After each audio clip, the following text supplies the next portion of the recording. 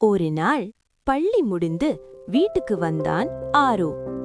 பைய தரையில போட்டுட்டு உடனே மொபைல எடுத்துக்கிட்டு டிக் டிக் டிக்னு கேம் விளையாட ஆரம்பிச்சான். அம்மா கூப்பிட்டாங்க, ஆரோ வெளியில போய் விளையாடு.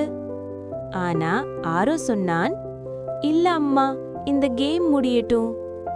இதையே தினமும் பார்த்த அப்பா ஒரு நாள் மெதுவா கேட்டார், ஆரோ, நீ ஏன் தினமும் பள்ளி விட்டு வந்த உடனே மொபைல் மட்டும் விளையாடுற? ஆரோ சோகமா சொன்னான், அப்பா, எனக்கு விளையாட யாரும் இல்ல, வெளியில விளையாட எதுவும் இல்ல. அப்பா சிரிச்சார், காலத்துல எங்களுக்கு மொபைல் இல்ல, ஆனா விளையாட்டுக்கு குறவே இல்ல. வா, நான் உனக்கு ஒரு சூப்பர் விளையாட்டு காட்டுறேன். அப்பா ஒரு சாக்கு எடுத்து வீட்டு முன்னாடி தரையில் பெட்டி பெட்டி போட்டு வரைய ஆரம்பிச்சார். ஆரோ ஆச்சரியமா கேட்டான், அப்பா, இது என்ன விளையாட்டு?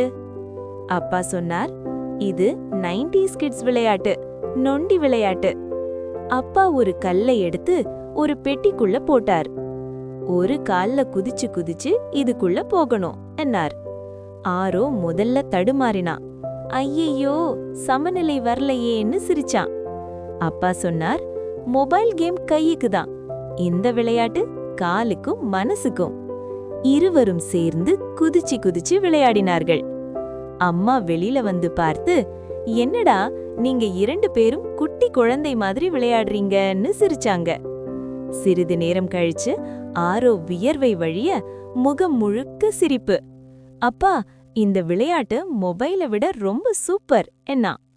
அப்பா அன்போடு சொன்னார், நம்ம உடம்புக்கும் மனசுக்கும் விளையாட்டு தான் நல்ல மருந்து.